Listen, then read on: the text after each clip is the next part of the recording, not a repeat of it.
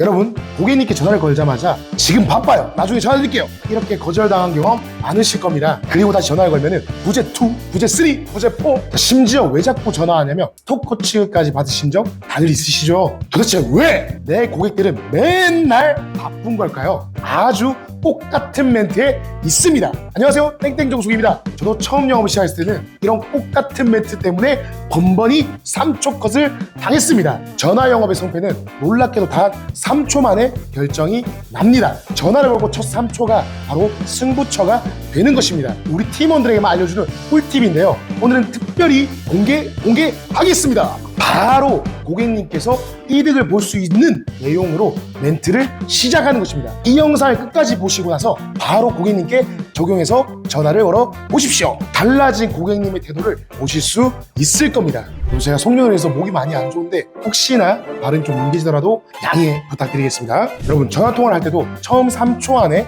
좋은 인상을 주지 못하면 고객님들은 갑자기 바빠지면서 통화를 끊으려고 합니다. 전화로 처음 고객님을 맞이하게 되면 목소리만으로 신뢰를 쌓아야 하기 때문입니다. 얼굴도 보여드릴 수 없고 제스처도 사용할 수 없습니다. 오직 우리의 목소리만이 유일한 소통 수단이 되는 것입니다. 목소리가 첫인상에서 굉장히 중요한 수단이라 말이죠. 영업 분야뿐만 아니라 많은 분야의 인사이트를 준 책 인간관계론의 저자 데일 카네기는 만약 첫인상이 좋았다면 당신은 여러 부분에서 유리한 대접을 받게 되지만 첫인상이 좋지 않았다면 회복하기 위해 상당한 노력과 시간을 투자해야 한다라고 말했습니다. 첫인상은 단 한 번의 기회이며 고객에게 긍정적인 인상을 남기는 성공의 열쇠라고 말합니다. 고객들은 영업 전화라는 것을 알아차리게 되면 바로 끊고 싶어 합니다. 그렇기 때문에 우리는 이 3초를 정확하게 노려야 합니다. 광고 전화에 대한 사람들의 거부 반응은 뇌에서 불편하거나 위협적인 상황에 대해 본능적으로 회피하려는 심리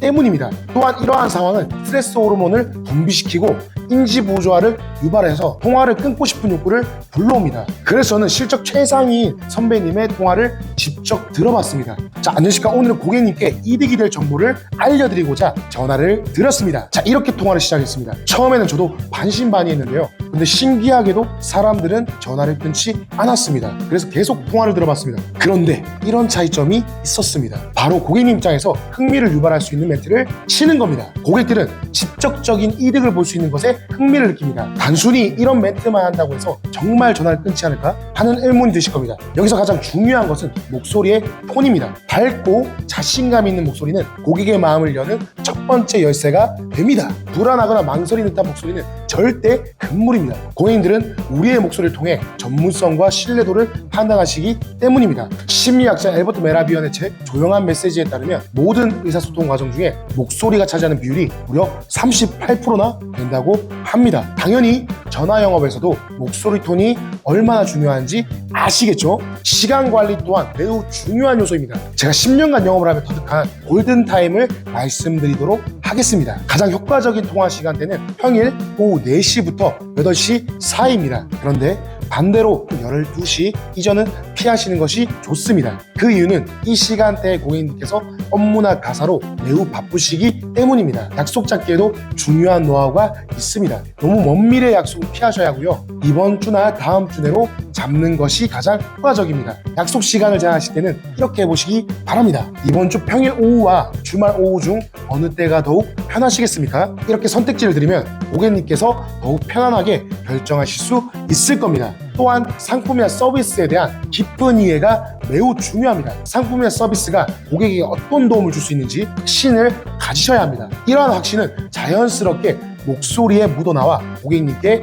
전달될 것입니다. 이렇게 하면 분명 고객들의 반응은 이전과 다를 겁니다. 하지만 영업은 늘 성공으로 이어지지 않을 수가 있습니다. 하지만 여러분, 거절을 두려워하지 마십시오. 거절은 결코 실패가 아닙니다. 오히려 이를 배움의 기회로 삼으시기를 바랍니다. 왜 거절하셨는지 꼼꼼하게 분석하시고 다음에는 어떻게 개선할 수 있을지를 깊이 고민해 보시기를 바랍니다. 이러한 과정을 통해 여러분은 더욱 뛰어난 영업인으로 성장하실 수 있을 겁니다. 마지막으로 가장 중요한 것을 말씀드리겠습니다. 영업은 결코 단순히 물건을 파는 것이 아닙니다. 고객님의 문제를 해결해 드리는 것입니다. 고객님의 삶에 우리가 어떤 가치를 더해드릴 수 있는지 깊이 고민해 보시기를 바랍니다. 저도 영업을 처음 시작할 때 어려움이 정말 많았습니다.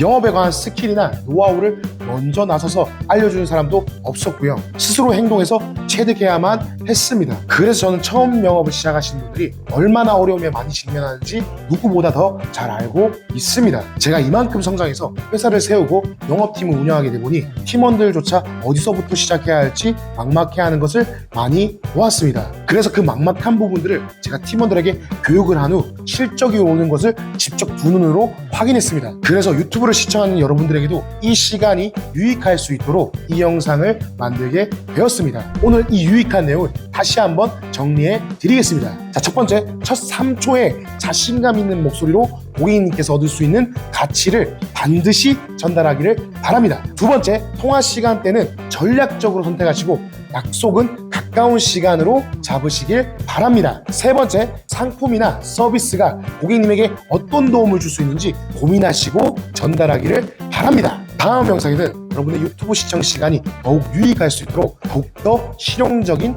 영업 노하우를 가지고 찾아뵙도록 하겠습니다. 구독, 좋아요 부탁드립니다. 감사합니다.